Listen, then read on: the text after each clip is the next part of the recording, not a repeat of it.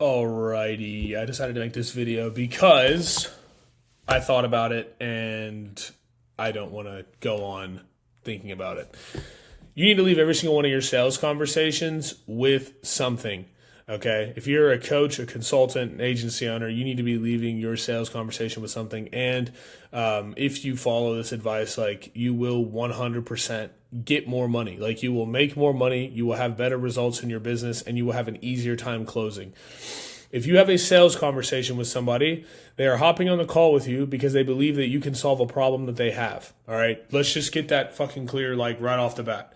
If you have a sales call with somebody, you are getting on a call with them because they genuinely believe that you might potentially be the key to their problem, like solving their problem. All right, they're not getting on there because, they just like to talk or they feel bad, they want to have a conversation with you. No, these people are important. They have things going on in their life. If they're taking time out of their day, they're hopping on a call with you because they expect to get something. And a lot of them know that there's going to be a price tag attached to what you are offering. Okay? Like, just inherently, like, everybody kind of knows if we're getting on a Zoom call, there's probably a good chance I'm going to have to pay for whatever the fuck this guy is offering me. Right? This is how you squeeze more out of your sales calls. So, when you get on the call with somebody, you have a conversation with them and you figure out where they are, right? Figure out their baseline. What is the actual problem that you're there to solve? And so, just a quick little tip. Every single one of your fucking calls needs to start just like this. Hey, on this call today, I'm going to ask you questions about what's going on with you so I can get a better understanding of where you are. And then we're going to talk about how we can improve that situation. And then I'm going to tell you what it takes to get started. Okay? You need to make sure that those three things are stated at the beginning of the call. This is how you gain authority early in the call. You need to make it clear. This is what I am giving you, this is what we are learning about you. I need to understand and find out if I can even help you first. That's the first thing. The second thing is, then I'm going to show you how I can help you in that circumstance. You need to bridge the gap between where they are to where they're trying to go. And then you're going to tell them the cost of what it takes to get started. That way they're not surprised when you bring up the cost later, or why you're asking them a bunch of questions, or, they start asking you questions like, well, actually, I'm curious about your service. Because here's the deal. You should not answer a single fucking question from a prospect about your service until they have given you the complete outline of every single thing that is going on in their life, everything you need to know to properly diagnose them. Okay, this is think about it like this: you walk into the doctor's office, and a doctor, you have like a broken, or you feel sick, and so the doctor will ask you questions about why you're sick. Okay, when you start asking questions back to the doctor, what does the doctor say? If you're like, hey, I actually think I need ibuprofen, or do you think I should just take an ibuprofen and call it a day? The doctor will say, well, I have a couple more questions to get a better understanding of your circumstance before I can actually diagnose you with anything. So you have to apply that same logic to this situation, right? So that's the first step. Then I need you to erase this whole one offer, core offer, this is the thing.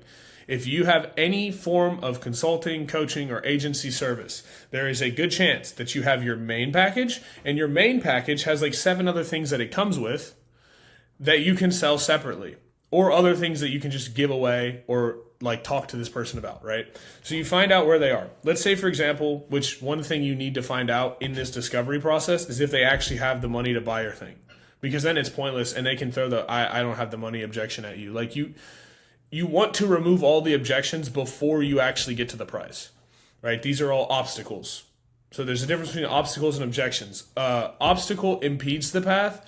An objection is the path is already discovered, and now somebody is scared to make a move, right? So an objection sounds like I need to think about it. An obstacle is, well, I don't know if I can do it at this point in time because of XYZ reason, or I don't know if this will work for me for XYZ reason. Again, it happens before the actual price is given. And so you need to clear out all the obstacles by figuring all this out in discovery. You need to know. First, one of the first questions I like to ask in discovery: is there anyone else who needs to be on this call today, right? To make a decision, because you need to have it clear that no one else needs to be there for the decision. So if they try to say at the end, oh, I have to talk to my partner, I have to talk to my wife, I have to talk to my goldfish, you say, well, remember at the beginning of the call when you said no one else was needed for the decision, right? You kind of have that in there. And one of those is budget. do you have the budget for this thing? So I like to ask them, what are you making currently? What did you make last year in revenue? What did you make this month in revenue? What's your budget look like for something like this? Like, I like to know those kind of questions so that when I give them the actual price, they can't like freak out about it. Now you know what's in the person's price range, so you can actually offer them the right service, okay, at the right price point. Now, say some reason you offer them the service and it's too high, or they give you a bunch of objections of why they don't want to get started. There's a good chance, especially if you're newer, they don't trust you because you just suck at selling. All right, and so what you can do is lower the barrier of entry if the person's not interested in buying. So I'd try to get at least 2 or 3 no's from the person before I would offer something lower ticket. Or you can offer the same thing, but you can offer it as like they can save a percentage from it if they do something else for you in return. So, or you can take something out of the package. So say your package is $3,000 and you offer 3 things, just for math's sake. If the person says they can't pay $3,000 and they were like, well, I'd feel comfortable paying $2,000, well, then you just remove one of the things from the package to where it fits into their budget. If you can't remove something from the package, say you have it's $3,000, but you only have 2 things, then you can ask them to do something for you in return, right? So, for example, they can pay $2,000, but your thing costs $3,000. Okay, I'll charge you $2,000, but you have to put me in a group chat with 5 different people, like 5 3-way group chats with your friends who might be interested in this service. So you have to try to get me referrals right off the bat, and I'll knock off a percentage. Or you can do something else like I'll knock off $1,000 now, but just know next month you're going to have to pay double. And you need to get all this in writing, by the way. So just make that clear for the person. Never just give someone a discount without actually like asking for something else in return, because that person just stepped on you, and then the frame of the relationship is messed up. As the coach, consultant, or agency owner, you were supposed to be like above them. You're supposed to be like the dominant one, the one telling them what to do, right? You are the one in charge here. That's just how it's supposed to be. And so if you if they can squeeze a discount out of you early, they're definitely gonna like you lose frame in that relationship. So don't ever just give someone a discount for free. There has to be a reason to get the discount. Now, let's say they can't pay for it still. All right. Find the smallest entry point, the smallest thing that you can sell them for the cheapest amount possible just to get them to pay you. All right. There can be a number of different things. I wouldn't offer a deposit, by the way. I think deposits are stupid. It can work well. Like somebody can give you the deposit. And actually sometimes people give you a deposit and then they fuck off. And as much as it's like, shit, well, this person just paid me money and ghosted me. It's like you kind of just made like $400 or $500 for nothing. Which is cool, but also it's like over enough period of time, it feels kind of gross. So I just don't like to go that way. If someone wants to give me a deposit, the deposit is the actual payment of the cost. So if they're like, I can't get started now, but I can get started in 2 weeks. Okay, you need to give me a deposit. And they're like, well, how much is the deposit? The cost of the service. Because they need to actually have enough skin in the game. A deposit is not $100. All right, nobody cares about $100. All right, the deposit is the full amount of what the services do. You pay it now. And then whenever you're ready to get started, we get started. And so that's kind of how that works. Now, say you don't do a deposit. Say you have a smaller ticket offer, right? So for example, something for me, I run a marketing agency. I run Facebook and Google ads for people. Say they can't afford my full package, my full service. They can't afford the ad spend, whatever it is, right? I can then go and offer them a text campaign. So I will take a list of their old previous prospects, put them into a text campaign where the prospects will get sent texts and emails for a certain period of time, reminding them that, hey, we exist. We have this new offer that we're working on right now. This is beneficial because, one, it helps your client find an offer so that you can just, if the offer works well in the text campaign, you can just use that offer in the actual ad creative when they decide to buy the full package. This is just for my business. If you don't run a marketing agency, this doesn't apply to you. Or, bare minimum, you can start some conversations for the customer. They can see some small, tangible wins and know, okay, this guy wasn't just going to take my money and fuck off. He actually helped me do something, and he signed up, right? So try to find something lower ticket that you can sell a customer. And you'd be surprised. I remember one time I did this with the text campaign. I just went really like all in on the text campaign. I ended up closing like 6 or 7 people on this text campaign in like 2 weeks and made, I don't know, like $3,000 from it. This is a very, very easy way to acquire customers, right? Then you gain the trust, and then you can sell them your higher ticket thing. I think too many people with little experience try to sell high ticket stuff and don't actually have can't establish enough trust to get the person to buy. Now, here's the actual secret sauce. You ready for this? If they're not willing to do any of that stuff, then there's one last thing that you need to do, okay? Because this person is not a buyer. Either they're not a buyer, they don't trust you, or you're just bad at objection handling, which, to be honest, it's probably the last two. Like, usually it's not that they're not a buyer. They might not be your ICP. That could be something too. Like, I've had that happen where I hop on a call and I'm like, this guy, there's no fucking way this guy's going to buy my service and be successful with it. And so I'll choose to get off early. But that needs to happen before the price actually comes up. But later in the call, either you can't handle objections, or you can just tell this person's probably not going to buy. Like, you've just ruined the trust for them. Then what you need to do in this circumstance is say, okay, well, look, I understand that you can't get started today, whatever reason. Book a meeting for the future, and then say, hey, really quick before we hop off the call, did you find this call helpful and useful? Like, did you gain some actual information from this call? And if they say yes, then you say, cool. Is it cool if I make a quick testimonial video of just basically asking you what we talked about on this call, and you kind of just tell me about your experience on the call, if it was worth your time, right? Most people are like, yeah, whatever, I'll do it. And so you just ask them like 3-4 questions that you already have kind of lined up. Like, hey, what's your name? What's your business? Right? They tell you about it. And then you say, okay, what got you to hop on the call today? Was there anything that you learned in this call that was beneficial for you? What would you say to somebody who's, looking for something like this as well? Now you have a testimonial.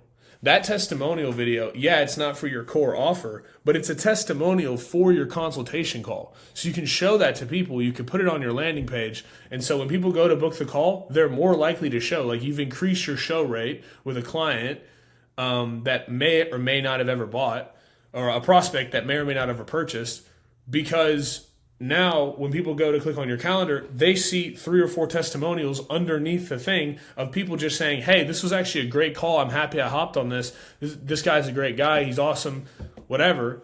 And now people are like, oh shit, I should probably hop on this call, because bare minimum, I'm at least going to get some information about how I can improve my sales process, or whatever service you offer, how I can improve that area of my life. Just by having an hour-long conversation. So now you've just improved your show rate. Always try to get something from your sales calls. Always try to leave with something from your sales calls. Because realistically, there's a lot of low-hanging fruits that you just kind of leave there. I mean, there's probably a guy, you try to sell this guy a $10,000, $15,000 package. The truth is, he wasn't ready to buy that thing because he doesn't trust you and he doesn't know you, and you're some stranger on the internet. But he would have 100% been willing to pay you $250 for a service that was significantly cheaper and might have bought him faster results. So really think about that. What are some things you can offer in your sales calls? And then never ever be scared to ask. Like, you need to ask more for the close. This is just another like tidbit of advice I can give you for sales. Like, always be asking for the close. Like, you need to ask for the close many times, especially in the beginning when you don't really know what you're doing. You don't have a lot of social proof. You don't have testimonials. You need to ask for the close more times. In fact, about a year ago, I had closed a bunch of sales calls. Like in a week, I had closed like 4 or 5 people, and every single one of those calls lasted 2 to 3 hours, and I just sat there and went in circles with them. They had an objection, they threw the objection up, and I was like, I don't really see why that's an objection. I didn't say it like that, but basically, just I'll give quick objection handling advice too. When somebody throws an objection at you, the first thing you need to say is, what do you mean? Like, you need to really get to the core of it. That's always what I say. So someone says, I need to think about it. What do you mean? Understand first what they need to think about, why they are having this objection. And then you reverse engineer it. You try to help them understand how it's not really that big of an issue. And then you basically what I like to do a lot of times is logic people to the close. So I'll say like, okay, they'll say, I need to think about it. And then I'll say, well, what do you mean? And they say, well, I have some bills coming up, and I just have to make sure that I have enough money for this. And you say, okay, well, realistically, I mean, do you think that this is going to help you make that money? Cool. Okay, so if you need the money for the bills, then, and you do this thing and you have the money to pay the bills then, and it only takes like a week to get there, which this is something that has worked for all my other clients. Like it only took them a week to get their first job. Don't you think you would have the money then? Yes. Okay, cool. So we got on the call today, right? Yes. And you believe that this service is going to help you, right? Yes. And you want to get started. Like, you know, this is going to make sense for you. Yes. Okay, cool. And so now we're here and you have the funds to get started, correct? Yes. Okay. So let's get started. Let's rock and roll. And that was just a very like, obviously like you could handle that better, but I just, for the sake of the video, but I logicked them down. I go, yes. Yeah, it makes sense. Actually, no, you're right. Yeah, it does make sense. I'm still on the call. I believe you can help me. I know I can make my money back. What are we waiting for? Sometimes people after that, especially at the beginning when you're not like the best at objection handling, people will then say it again. Like they'll be like, well, but I still need to think about it. So then you just do that process over and over again, like 18 fucking times, and then the person just finally agrees. And they literally, like, half of the calls I've had, sometimes people are like, I'm just sick of talking about it. Like, send the invoice, let's get it taken care of, let's get started, right? You just need to ask for the close more, and don't get off of the Zoom call. Like, just genuinely stay on the fucking call. Like, people want to be nice. They want to have that, like, hey, okay, like it was nice chatting with you. I'll catch up with you next week. Have a good day, right? You can just not get to that part of the conversation. Like, they want to say bye and be nice. Just sit there and talk to them. Like, just sit in the fire. Continue the conversation until like the customer either hangs up or they purchase the service. You can do that. That's a real thing you can do. And some people need that. Like, understand you're not hurting anybody. You're not ruining your life. You're having a conversation with someone who's struggling with something, and they're having buyer's resistance because they're scared. And of course they're scared because it's a lot of money. And so you just have to help them understand either why it's not a lot of money or why this is going to be like a really, really good purchase and it's going to be life-changing for them. But my point is, you have to be willing to ask for the sale more times. Okay. And so that should start with asking for the original sale like fucking 7 times. Then if you have to lower it a little bit, and maybe say, hey, you give me this and in return I'll give you a discount, or I'll help you save a percentage on this, that's fine too. If you have a lower ticket package you can offer, that's fine too. If you want to give them a deposit, remember, not $500, the entire cost of your actual service, do the deposit. And then finally, if the person still, after all that, and you've asked 20, 30 times for the fucking service and they don't want to buy, all you have to do is say, hey, well, would you be willing to give me a quick testimonial talking about our call and about like the things that you learned and why you'd recommend to get on a call with me, right? So then you can use that to increase your show rate, right? You need to get more out of your sales calls. When somebody's in front of your face and they're talking to you about their problems and they know that you're trying to sell them something, they're on the call because they genuinely believe that you can help them. So either help them or, bare minimum, at least just get a testimonial out of it. If you like the video, like, subscribe, and I'll see you in the next one.